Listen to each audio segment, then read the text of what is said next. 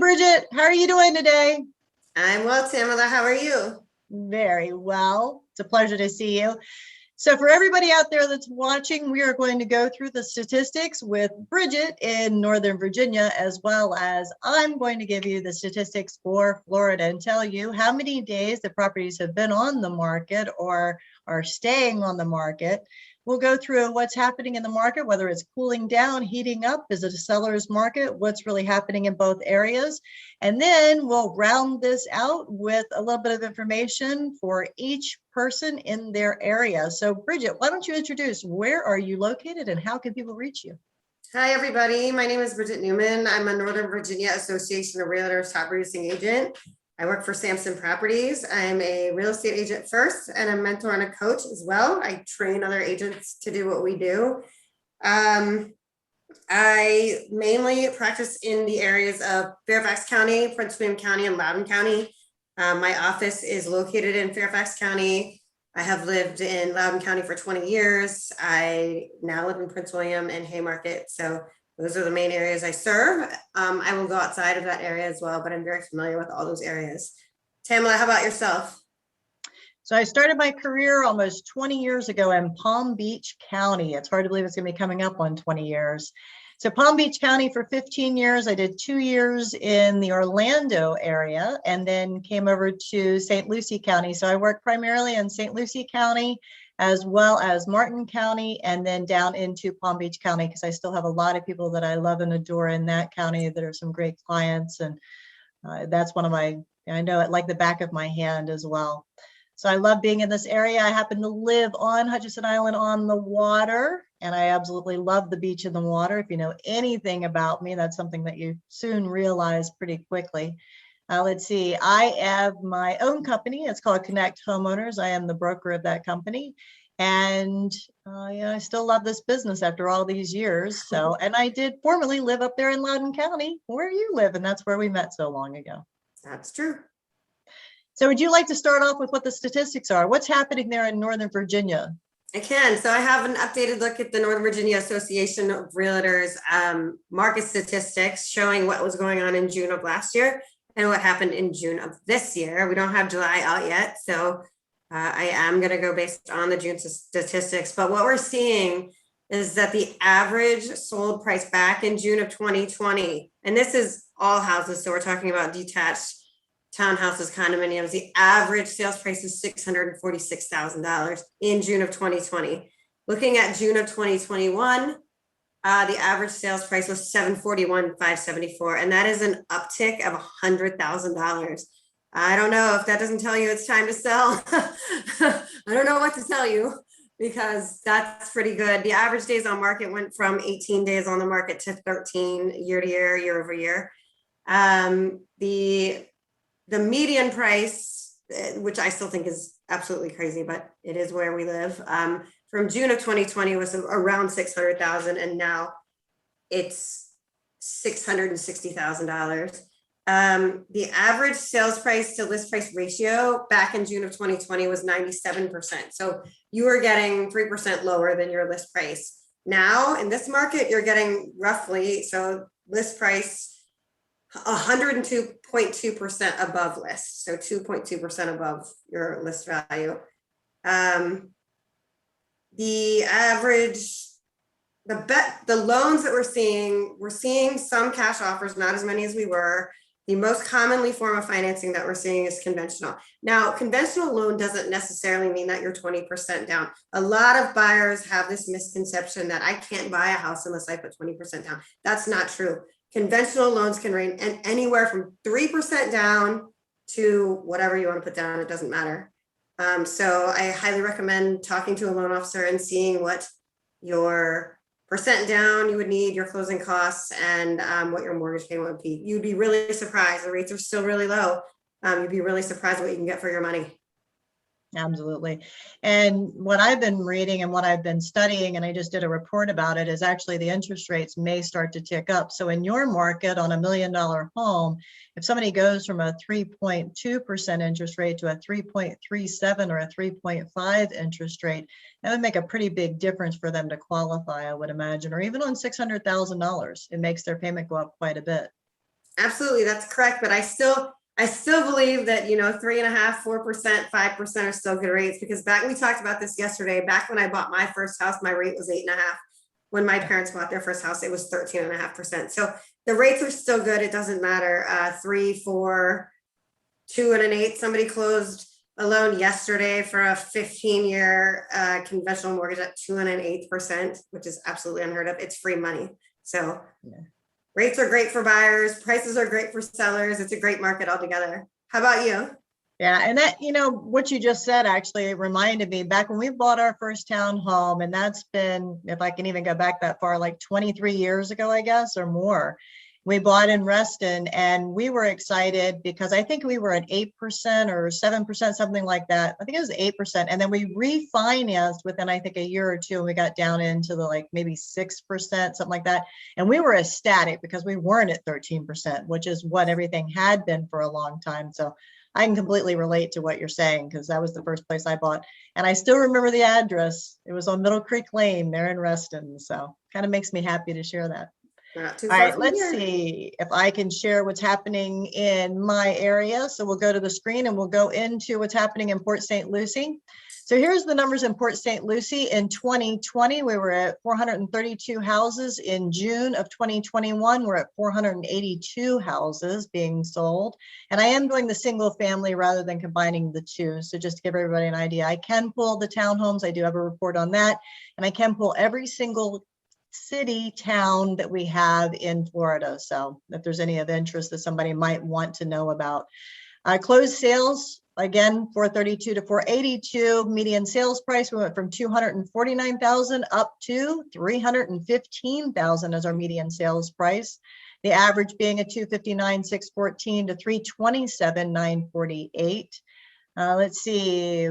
The percent of original, again, just like you, we went from 96.4% last year to 101.4% this year, meaning that people were paying over the asking price for the property. The median time to contract, we were at 58 days. We went to 12 days, which means that properties were coming off the market a whole lot faster than they had been before. Some of them, I sold one within 1 hour. We put it on the market and it was literally under contract within 1 hour. So people are watching out for those properties. We are seeing a little bit of that change, and we'll talk about that cool down here in just a little bit. Pending sales, we don't have as many because we didn't have as many volume because we've been in a seller's market down here. So let's go on to the next one I'll share with you.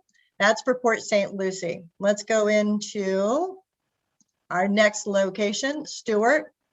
Stuart's a little bit different of a town. Now, Port St. Lucie, just to let you know, was actually, there's a lot more properties in Port St. Lucie. It's just a larger volume of area, much larger acreage, to give you some idea. So as we go through the other counties.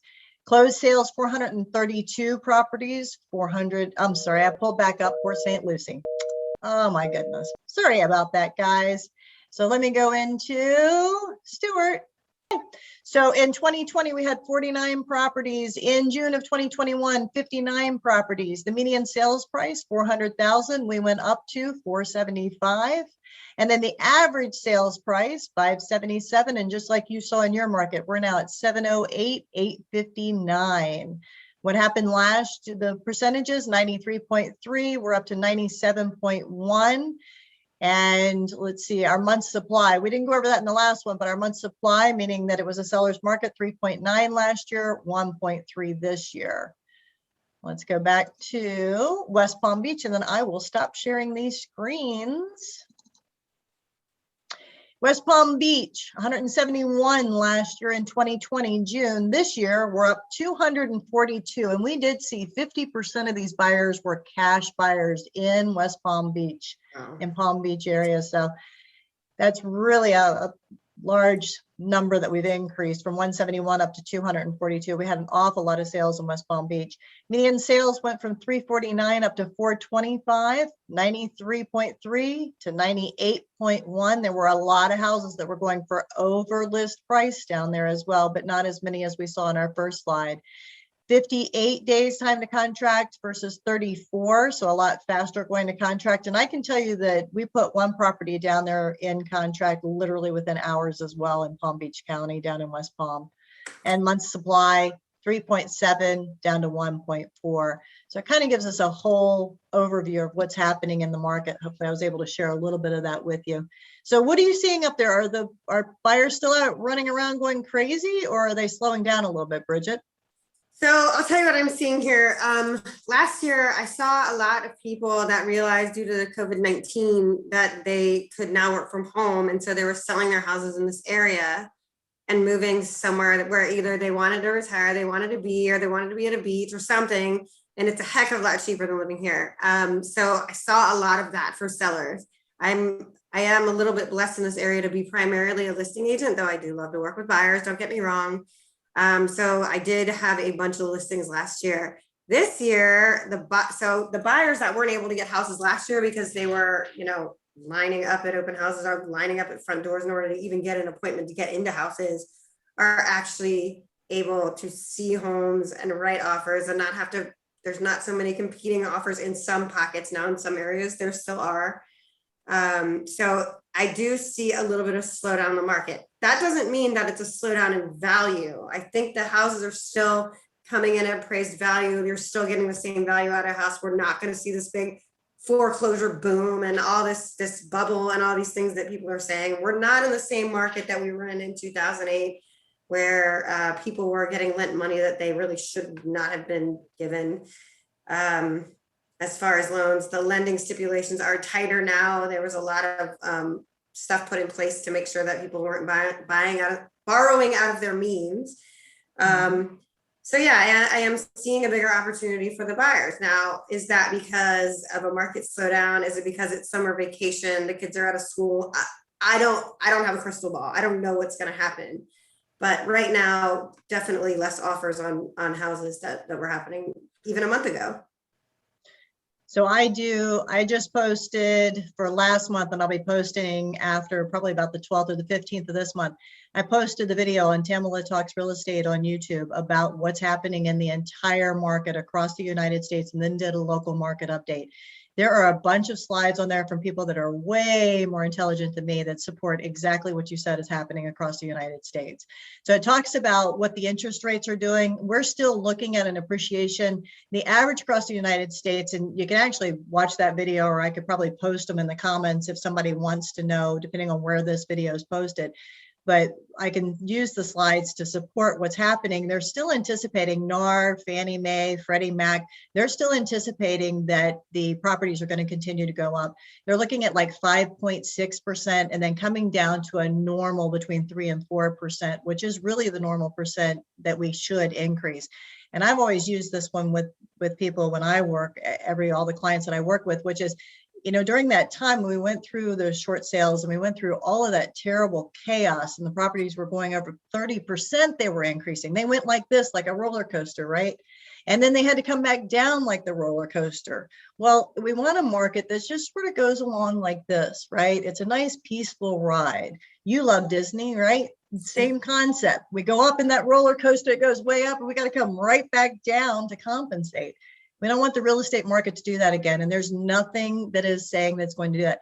Plus, forbearance is way down, and 38.2% of all of the homeowners in the United States actually own their home free and clear.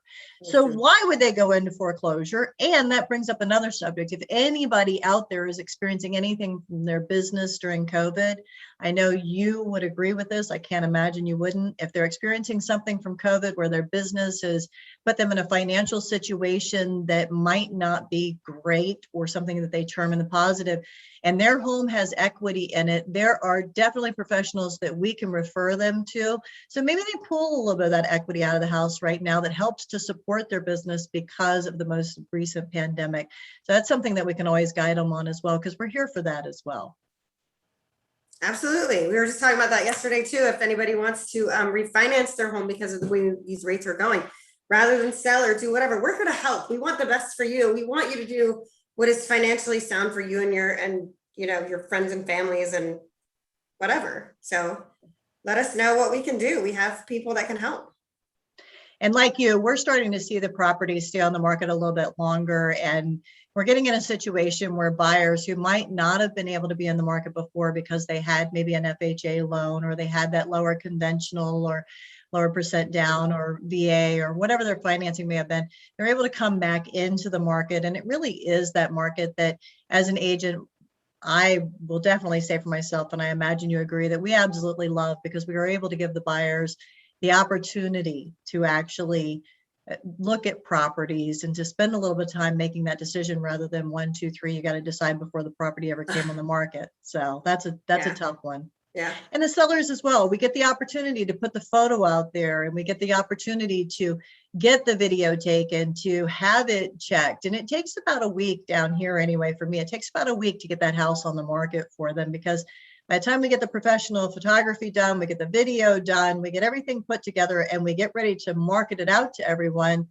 it really does take about a week for all of that to take action and to come into play. So it's nice So to yeah, have that's that true. time. So I usually start my listing agreement and marketings on a Monday or Tuesday, because not only do we have to get the professional photographers out and create the brochures and do postcards and do everything else, but here, and I'm sure there too, we have to get Miss Utility out to check the yards to make sure they're not putting the sign up where they're going to strike electrical, or even if you have a sprinkler system or something like that. So it does, and that takes about 72 hours. They're actually behind because of COVID. They had Miss Utility had a lot of workers that were out. And so, yeah, it is a process, and we want to do it right. We don't want to rush it. We don't want to be like, okay, we have this house on the market and oh my God, we have 30 offers and what the heck, of course we want to get the best offer, but we want to make sure that everybody knows what they're getting into. Absolutely. We don't like surprises. Let me ask you one more question before we tell everybody how they can find you, and we'll end with that. How are appraisals coming along down there? We were really struggling with our appraisals being behind, and a real challenge with getting in for appraisals. Are you experiencing that as well? Or are you noticing that, or hearing it from some of the other agents? Like, are the appraisals being done on time? I know some of our appraisal companies actually added a lot more staff so that they could have the appraisals done in a timely manner, but just curious if you're noticing any of that there. In the last 3 months, I'm going to be honest with you, most of the appraisal contingencies have been waived. So Okay. They will still do an appraisal and they still want to know the value, and they're still, but a lot of people are putting clauses in the contract that they will pay X amount above appraised value in order to get houses. And hopefully that is going to stabilize a little bit. But as for appraisals, I have not had any issues with the appraisers coming in on time, or the appraisals coming in at value, even when people are going above list. The appraisals are still coming in for me. And I mean, that's good, because we don't want anybody to overpay for a house. We never want that. But I do have a friend that has bought in Orlando, and they had and there was a problem getting the appraiser in the house and getting the appraisal to come back. And we were worried about closing on time and this, that, and the other thing. So yeah, you got to allot that time as well for the appraisers to be able to get in. So absolutely. So depending on where we post this, some of it will go, we're planning to put it on several different platforms. So I'll post the information below on some of the videos so that people can reach out to you. But if they'd like to buy a home or list and sell their home, where can they reach you, and how do you like for people to reach you? So if you're looking to buy or sell in Fairfax, Prince William, Loudoun, I even go to Warrenton and Culpeper. Like I said, I'm in Haymarket now, which is kind of central to the whole Northern Virginia area. Then you can reach me at www.homesbynewman.com. I'm on Facebook and Instagram at /homesbynewman. Or at Homes by Newman, and you can reach me at Bridgete 6, but that's spelled different. It's BRIDGETE, the number 6 at Verizon.net. Perfect. And I'll post all of my information below, but this is Tamela Staubs, and you can find me on YouTube under Tamela Talks Real Estate. You can find me on Facebook. You can look up my name, Tamela Staubs. You can find my business website, my business page at Connect HomeOwners. You can also Google Tamela Talks Real Estate and it'll pop up that way, I'm pretty sure. The other option, you can find me on IG, Instagram, because I believe you have one of those too, Bridgete. It's at, say it for me, what is it? At Homes by Newman. So at Homes by Newman on Instagram, you can find me at Connect HomeOwners as well. And then we're both going to probably post this on LinkedIn for you as well. If you have any real estate questions, anything that we might be able to bring to the table for you and answer, please put a comment below, depending on which one of the platforms you have found us on. And if there's something you'd like to hear us share with you about real estate in both locations, because the combined years between us are what, almost 37, I suppose? 17 Wow. here, 20 there, yeah. Yeah. Almost 37 years. So we've got a little bit of knowledge that we would be happy to share with you. So if you have a topic that you think we should cover, definitely give us a comment, let us know, and we'll be happy to share that with you. If you want to reach out to me and call, it's 561-859-2757. And again, we'll post all that below as well. Thanks, everybody. Thanks, Tamela. Thanks so much, Bridget, as always.